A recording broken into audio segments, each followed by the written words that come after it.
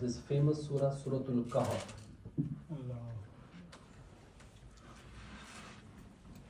Rasulullah sallallahu alaihi wasallam has mentioned the fazila and the blessings of reciting this surah, especially on the day of Friday. In this surah, there's a very famous story of Ashabul Kahf. And then, when the para number 16 start, at that time in the story of Hazrat Khizr alayhi salam and Hazrat Musa alayhi salatu salam, is actually start from the para number 15, end of para number 15, and finish in para number 16.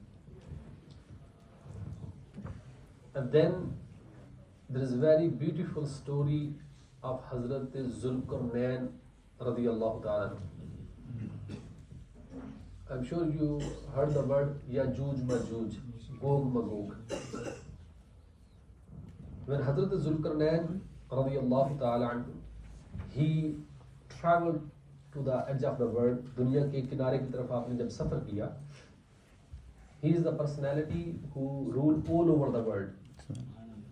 ساری دنیا کے اوپر آپ نے حکومت کی ہے. There's 4 kings جنہوں نے پوری دنیا پہ حکومت کی ہے. The 2 were Muslims and 2 were non-Muslim. So 2 were Muslim, one of them is Zulkarnain, the second Hazrat Sulaiman alayhi salam. The 2 non-Muslim who have the hukumat on all over the world, one is Namrud, second is Bukht Nasr. Anyway, Hazrat Zulkarnain alayhi salatu salam, when he traveled towards the north side of the dunya, so the people of that area, they complained کہ یا ذوالقرنین یہاں پر ایک nation ہے which is known as a Yajuj Majuj, گوگ مگوگ. They eat everything. وہ ہمارا سب کچھ vanish کر دیتے ہیں, فنا کر دیتے ہیں, سب کچھ کھا بھی جاتے ہیں. And ہوتا کیا تھا, usually the گوگ مگوگ جو spring season ہوتا تھا نا, جب فصلیں بن دیجیے, ابھی کا جو سیزن ہے, when the crops will come, they eat everything, drink all the water from the sea, river, سب کچھ فنش کر دیتے تھے. جانور, ایون کہ جنگلی جانور, پریڈیٹر اینیملز, ان کو بھی کھا جاتے تھے.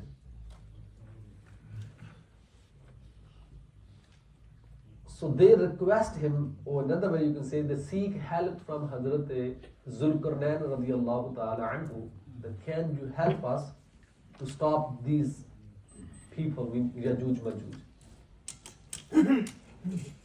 حضرت ذوالقرنین علیہ الصلوۃ والسلام علی نبینا علیہ الصلوۃ والسلام, he said, okay, I will help you, but what you need to do, you need to bring some zubur al-hadid, the plates of iron, آپ کہہ لو راڈ, بڑے بڑے تختے لوہے کے, وہ لے کر آنے ہیں, اور کچھ سٹونز لے کر آنے ہیں, اور کچھ لکڑ لے کر آنے ہیں. یہ چیزیں تم لے کر آؤ, میری مدد کرو اس کام میں, تو میں انشاءاللہ پھر فکس کر دوں گا. پھر انہوں نے ایسے ہی کیا, وہ لے کر آئے.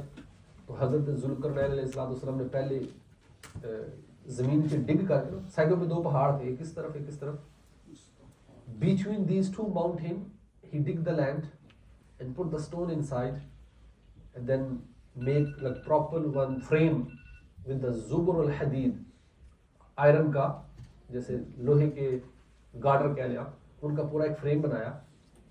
Between that frame he fixed the wood, لکڑ وغیرہ ڈالی, اور پھر اس لکڑ کو آگ لگائی. And then above on top put the copper, پگھلا ہوا کاپر, boiled copper, وہ اوپر ڈال دیا. Make a proper strong solid brick, solid wall, کہ جو آج تک بھی موجود ہے, اور گوگ مگوگ اس کے پیچھے ہے, جس کو باہر نہیں نکل سکتے. قرآن پاک نے یہ سٹوری سورۃ الکہف کی آیت نمبر 94 میں بیان کی ہے. میں آپ کے صرف سامنے آیات رکھ دیتا ہوں. قالوا یا ذا القرنین ان یأجوج ومأجوج مفسدون فی الارض.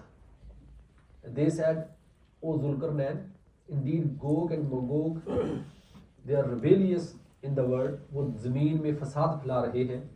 فَهَلْ نَجْعَلُ لَكَ خَرْجًا عَلَىٰ أَن تَجْعَلَ بَيْنَنَا وَبَيْنَهُمْ سَدًّا.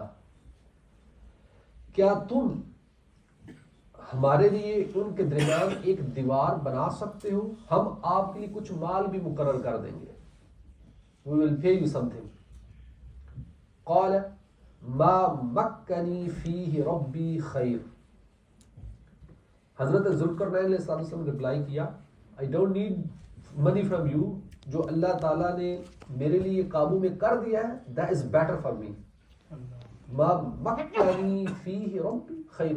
جو بھی اللہ تعالیٰ نے میری قدرت میں دے دیا ہے that is better for me. فَأَعِینُونِی بِقُوَّةٍ. آپ مجھے قوت کے ساتھ میری مدد کرو. فَأَعِینُونِی. میری معاونت کرو، میرے ساتھ تعاون کرو، میری ہیلپ کرو. بقوہ افرادی قوت کے ساتھ. اجعل بینکم و بینہم ردما. میں تمہارے اور یاجوج ماجوج کے درمیان ایک رکاوٹ بنا دوں گا، بیریئر بنا دوں گا. ردما بیریئر بنا دوں گا. آتونی زبر الحدید. میرے لیے میرے پاس زبر الحدید لے کر آؤ، یعنی لوہے کے پلیٹس یا گارڈر وغیرہ وہ لے کر آؤ. حتی اذا ساوا بین الصدفین قاد انفخوا. جب ان کا وہ فریم بنا کر دونوں پہاڑوں کے لیول تک پہنچ گیا، پھر آپ نے فرمایا کہ اس کے اندر لکڑ ڈال کر اس کو آگ لگا دو. حتی اذا جعلہ نارا قال آتونی افرغ علیہ قطرا. جب اس لکڑ کو آگ لگائی گئی، اس کو دکھایا گیا، تو پھر آپ نے اس کے اوپر پگھلا ہوا تانبا کاپر جو ہے وہ ڈال دیا. فَمَسْطَاعُوا أَن يَظْهَرُوهُ وَمَسْتَطَاعُوا لَهُ نَقْبًا. اب نہ تو وہ یاجوج ماجوج باہر نکل سکتے ہیں، نہ اس کے اوپر چڑھ سکتے ہیں، اور نہ ہی اس میں کوئی سوراخ یا ہول کر سکتے ہیں. جو قرآن پاک کی آیت تقریباً 97 تک میں نے آپ کو جو 6-7 آیات ہیں ان کا خلاصہ آپ کو سنایا. ویسے تو اس آیت میں بہت ساری چیزیں، so many things we can learn. Even the old science of engineering, construction has been mentioned in this ayah. آج آپ دیکھو یو کے اندر جتنے ہاؤسز ہیں نا، آپ ایکسٹینڈ کرتے ہو سیکنڈ فلور تھرڈ فلور جو بھی ہے، تو مین اس میں جو پلر ہوتا ہے نا، وہ جو گارڈر ہوتے ہیں، بیم جس کو آپ کہتے ہیں، ایکچولی وہی سارا وزن اٹھاتے ہیں. زبر الحدید وہ بھی لوہے کے بنے ہوتے ہیں. وہ حضرت ذوالقرنین رضی اللہ تعالیٰ عنہ آج سے کئی 100 سال پہلے قرآن پاک نے اس طرف اشارہ کر دیا کہ if you want to make something solid, مضبوط، تو زبر الحدید iron is the best thing.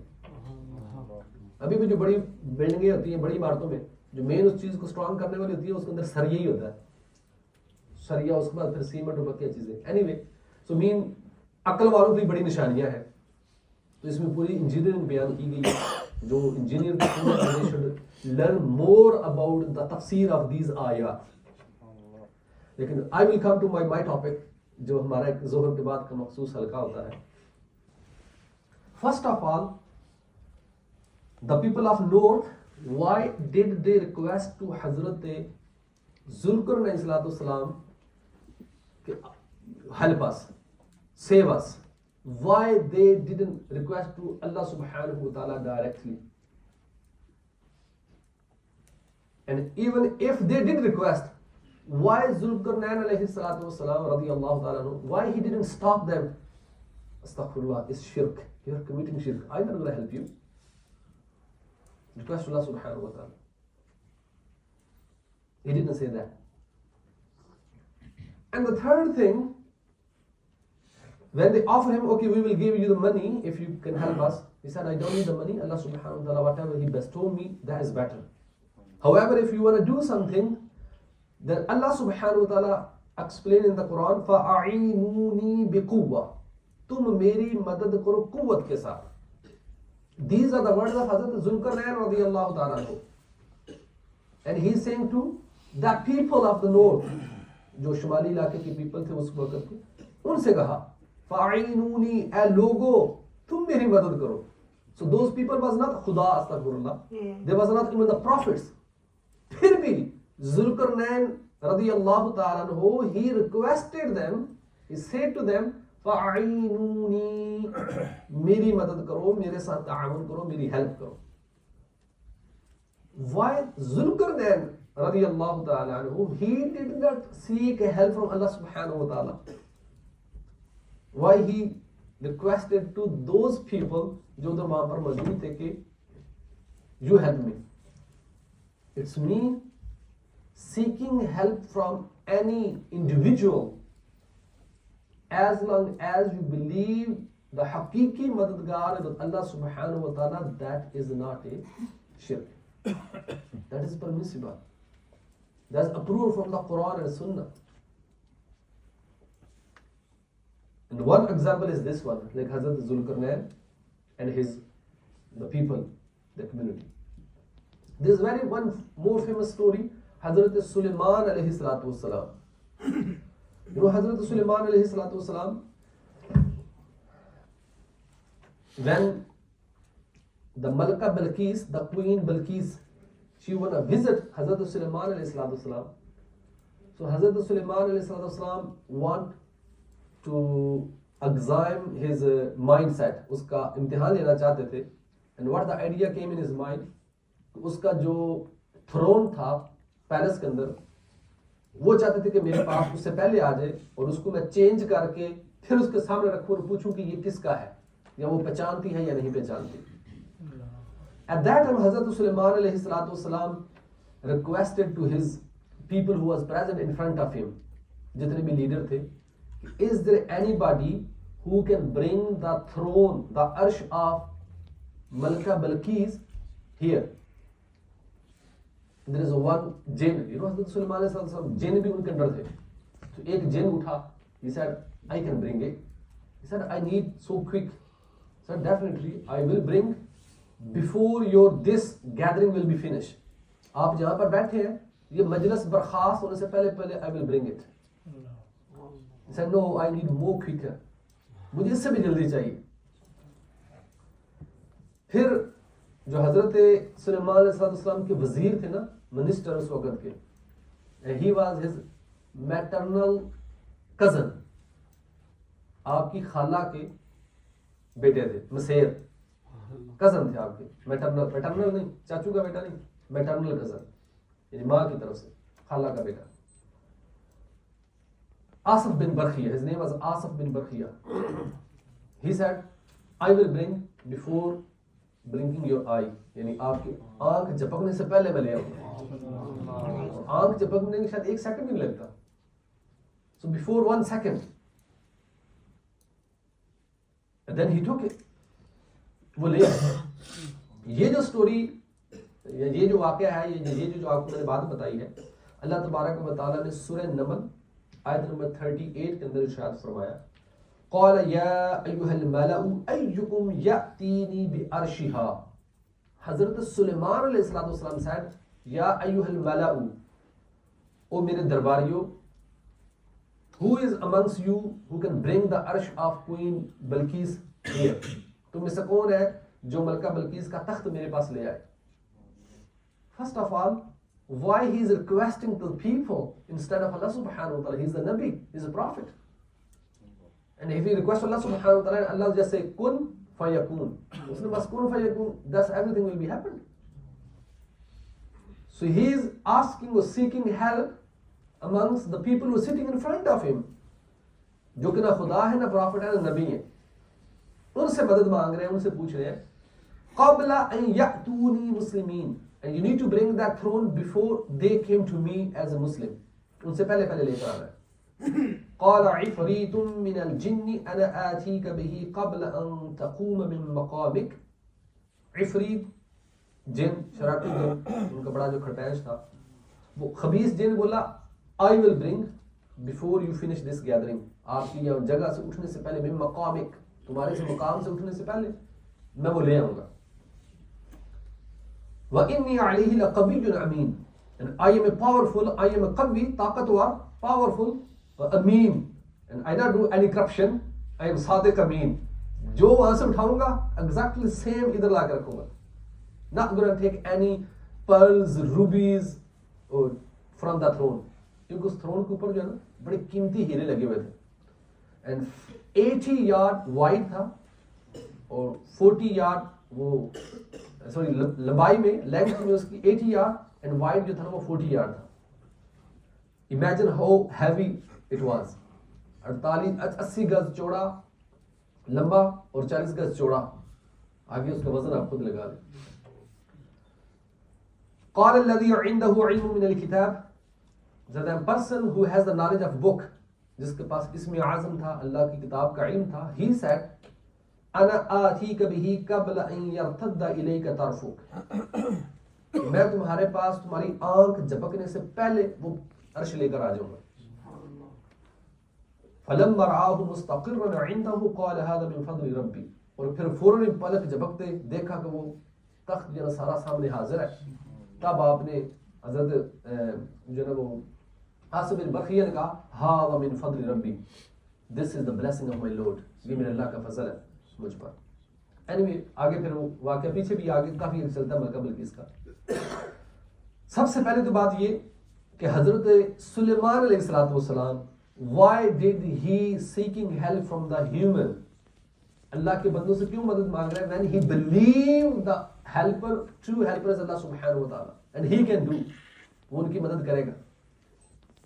to just teach us that it is permissible to seek help from any other person as long as you believe the true helper is Allah subhanahu wa ta'ala. And these are not the true helper, they can't do anything without the will of Allah subhanahu wa ta'ala. دوسری جو بات سیکھنے کی باری ہے وہ یہ,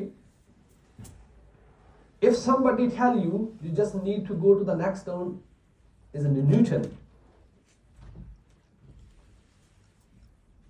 and you have your own convenience, اپنی ٹرانسپورٹ ہے, کار ہے, جو بھی ہے اس پہ جائیں. might be you can't find it until you have navigation, you need the postcode first, پھر آپ جائیں گے. you need to sit in the car, drive the car, کوئی ٹریفک بھی نہ ہو تو بھی take 30 minutes, if there is traffic you will stuck.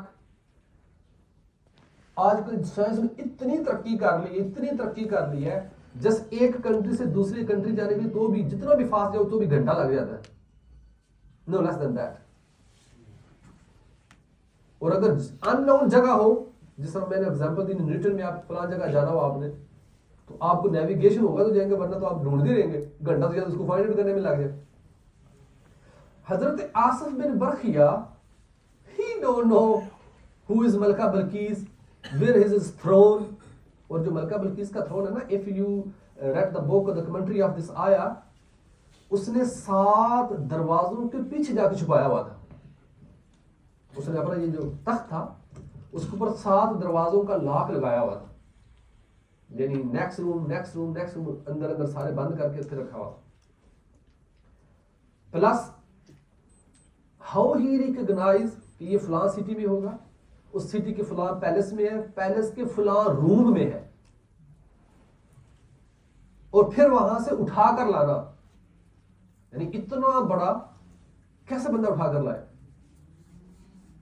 Cargo کا بھی ایک لیمٹ ہوتی ہے کہ اتنے آپ وزن جو ہے نا لے جا سکتے ہو یا لا سکتے ہو, تو ایک کنٹینر میں میکسیمم اتنے کلو گرام لا سکتے ہو. تو اتنا بڑا تھرون دوستوں کا, یہ کارگو کا تو کانسیپٹ ہی نہیں تھا. How did he carry, where did he bring, کیسے لے کر آئے.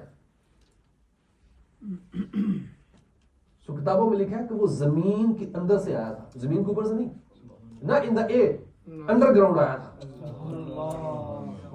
اب انڈر گراؤنڈ کے لیے پھر زمین کے اندر پہلے 2 ٹیونر بنانے پڑیں گے سارے. ایک HO2 H2O HSO جو بھی ٹرین چل رہی HS2, اس کو شروع کرنے کے لیے 3 سال پہلے ورک کرنا پڑے گا, اور وہ بھی صرف اوور دا گراؤنڈ ہوگی, ان سائڈ دا گراؤنڈ, شہر کے اندر سے انڈر گراؤنڈ ہو. اور تو وہ تو حضرت آصف بن برقیہ جسٹ ود ان 1 سیکنڈ اتنا بڑا.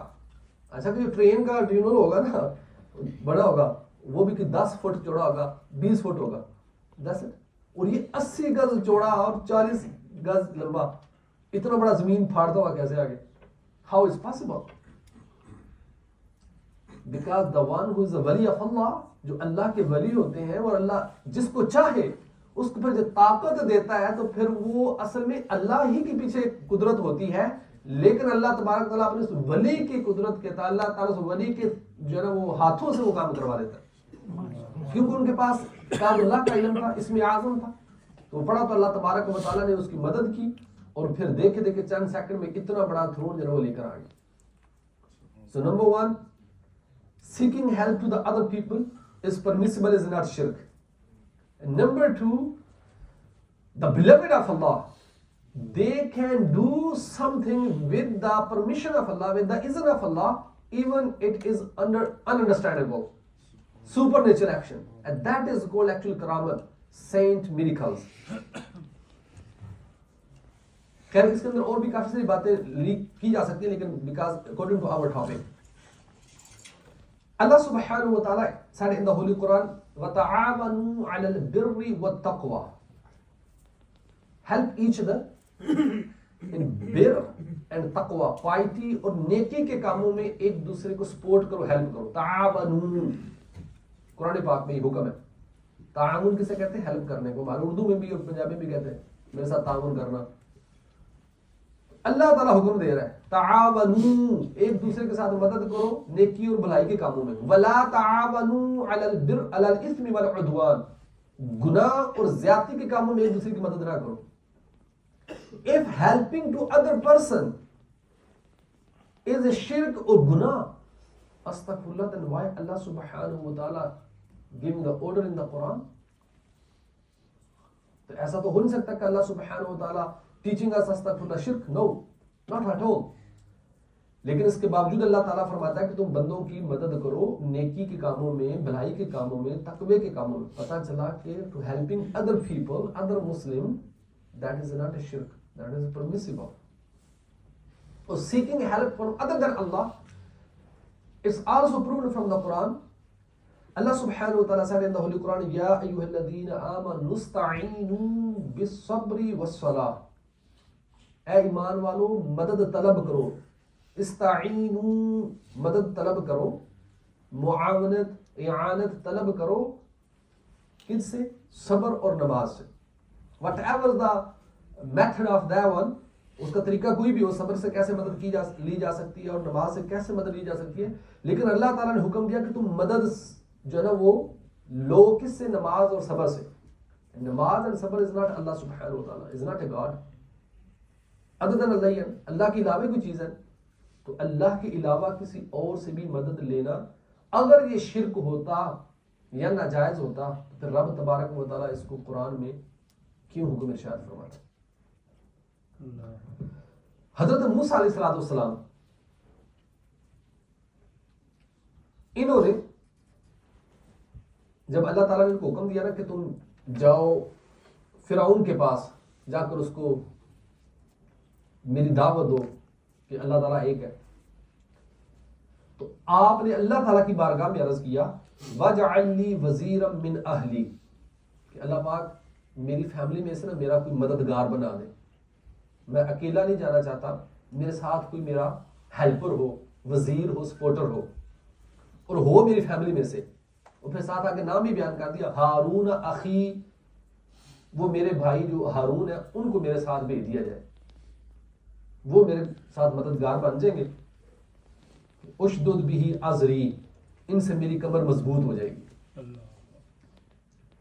حضرت موسیٰ علیہ السلام جو کہ اللہ تبارک و تعالیٰ کے نبی ہیں، تو یہ خود بھی جا سکتے تھے اور انہیں پتا تھا کہ اللہ از ود می، اللہ کی ہیلپ، اللہ کی مدد وہ میرے ساتھ ہے.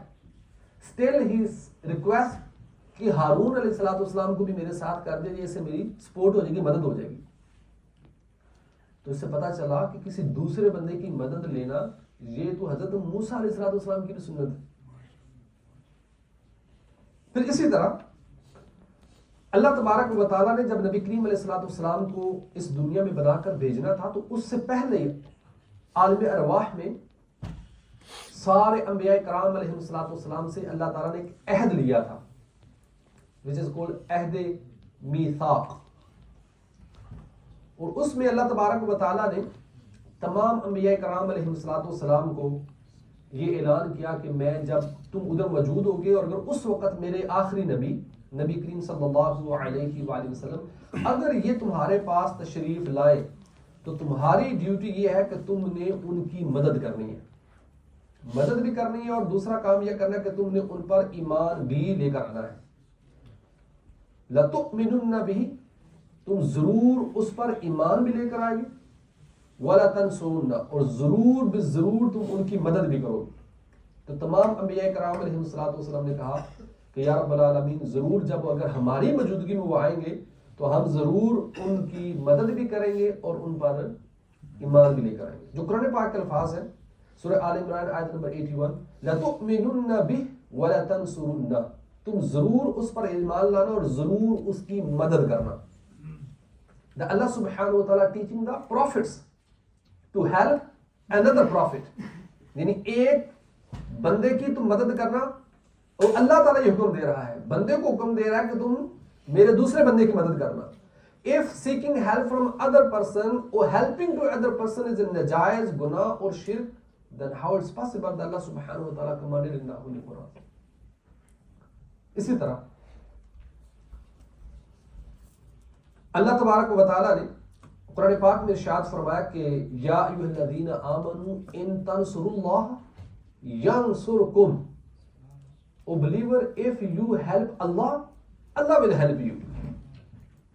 اچھا ان تنصروا اللہ، اگر تم اللہ کی مدد کرو، یہ تو لفظی معنی ہے نا، اللہ کی مدد سے مراد یہ ہے کہ اللہ کے دین کی مدد کرو. if you help the religion of Allah سبحانہ و تعالیٰ تو Allah will help you. اب دین کی مدد کیسے ہے، اللہ کی مدد کیسے ہے؟ علماء نے لکھا کہ اللہ کے نبی صلی اللہ علیہ وسلم کی مدد کرنا ایسے جیسے اللہ کی مدد کرنا ہے. تو یہ اللہ تعالیٰ فرما رہا ہے کہ if you help Allah, Allah will help you. اور اللہ he don't need anybody help. ہم نے yesterday پڑھا کہ اللہ he is free from anybody's help. وہ غنی ہے، وہ بے نیاز ہے، وہ محتاج الہ ہے. محتاج الہ جس کو کسی کی حاجت نہیں بلکہ دوسرے لوگوں کو اس کی حاجت ہوتی ہے. he don't need any help. پھر اس کی ہیلپ سے مراد کیا ہے کہ اللہ کے دین کی مدد کرنا، اللہ کے بندوں کی مدد کرنا. اس سے بھی پتہ چلا کہ اللہ کے بندوں کی مدد کرنا یہ شرعاً جائز ہے، گناہ نہیں، بلکہ اللہ تبارک و تعالیٰ کے احکامات کے مطابق ہے. اسی طرح حضرت موسیٰ علیہ السلام عیسیٰ علیہ السلام، انہوں نے اپنے جو حواریین تھے، جو جس طرح نبی کریم علیہ السلام کے صحابہ ان کو کمپینین کہا جاتا ہے، تو جو حضرت عیسیٰ علیہ السلام کے کمپینین تھے ان کو حواری کہا جاتا ہے.